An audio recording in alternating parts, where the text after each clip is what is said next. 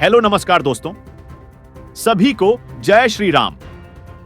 22 जनवरी 2024 को प्राण प्रतिष्ठा अनुष्ठान का वह दिन जिसे हर सनातनी लंबे समय से इंतजार कर रहा था, अब वह घड़ी बहुत ही नजदीक आ गई है। कहते हैं इतिहास अपने आप को दोहराता है। शास्त्रों और वेदों पुराणों के पन्नों में दर्ज एक त्रेता युग की एक घटना को कलयुग में दोहराने की तैयारी की जा रही है। यह घटना मर्यादा पुरुषोत्तम भगवान श्री राम के काल यानी त्रेता युग से जुड़ी है। रावण के वध और लंका पर विजय के बाद जब श्री राम अयोध्या लौटने की तैयारी करने लगे, तब लंका के राजा विभीषण ने पुष्पक विमान से जाने का अनुरोध किया।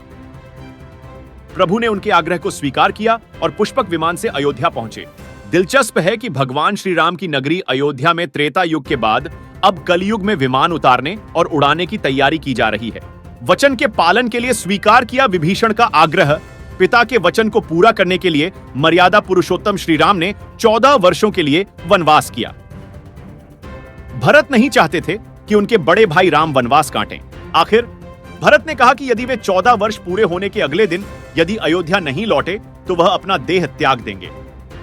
तब श्री राम ने भरत को वचन दिया था कि वह तय समय पर अयोध्या लौट आएंगे। लंका में रावण के वध और विभीषण के राज्याभिषेक के बाद उन्हें अयोध्या लौटना था। जिस दिन श्री राम अयोध्या के लिए कूच करने वाले थे, उसी दिन वनवास खत्म हो रहा था। वह पैदल तय समय पर अयोध्या नहीं पहुंच सकते थे, इसलिए उन्होंने महाराज विभीषण का आग्रह स्वीकार किया और पुष्पक विमान से अयोध्या की धरती पर उतरे। अद्भुत था पुष्पक विमान। पुष्पक विमान हिंदू पौराणिक महाकाव्य रामायण में वर्णित वायु वाहन था। इसमें लंका का राजा रावण आवागमन किया करता था। इस बात का भी उल्लेख किया गया है कि इसी विमान से रावण ने माता सीता का हरण किया था। लंका में विजयी होने के बाद श्री राम, माता सीता, लक्ष्मण, लंका के नवघोषित राजा विभीषण के अलावा बड़ी संख्या में लोगों को अयोध्या आना था। तब प्रभु को लगा कि इतने लोग इस विमान में कैसे सवार हो सकते हैं। उनकी आशंका को समझकर विभीषण ने कहा, प्रभु, ये करिश्माई विमान है, इसमें अनगिनत लोग बैठ सकते हैं। कहा तो यह भी जाता है कि इस पुष्पक विमान की खासियत थी कि उसमें चाहे जितने लोग सवार हो जाएं, एक सीट खाली रहती थी। एक सीट खाली रहने के पीछे के कारणों में कहा गया कि भक्त हनुमान प्रभु के बराबर में नहीं बैठते थे। उनका स्थान प्रभु के चरणों में था, इसलिए उनकी सीट हमेशा खाली रहती थी। हमारी पूरी वीडियो देखने से पहले तो आप भी सच्चे प्रभु श्री राम के भक्त हैं तो वीडियो को लाइक, चैनल को सब्सक्राइब कर दे। कमेंट बॉक्स में जय श्री राम जरूर टाइप करें। पुष्पक विमान की वह खासियत जिसे वैज्ञानिक भी आज तक नहीं समझ सके, समझते हैं इस वीडियो में। वाल्मीकि रामायण के अनुसार पुष्पक विमान मोर जैसी आकृति का आकाशचारी विमान था जो अग्निवायु की समन्वयी ऊर्जा से चलता था।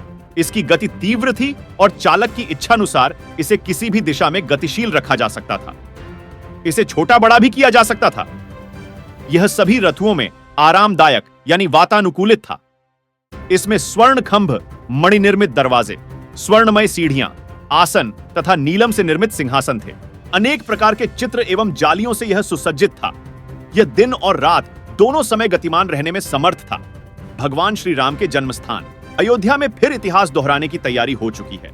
त्रेता युग में श्रीलंका पर विजय पताका फहराने के बाद प्रभु श्री राम कुबेर द्वारा भेंट किए हुए पुष्पक विमान से अयोध्या लौटे थे। अब कलयुग में प्रभु श्री राम के भव्य मंदिर का निर्माण हो चुका है। 22 जनवरी 2024 को भगवान श्री राम की मूर्ति का प्राण प्रतिष्ठा का अनुष्ठान होने जा रहा है, जिसमें प्रभु के दर्शन के लिए देश विदेश से आने वाले श्रद्धालुओं और सैलानियों के लिए अयोध्या में श्री राम इंटरनेशनल एयरपोर्ट बनकर तैयार हो चुका है।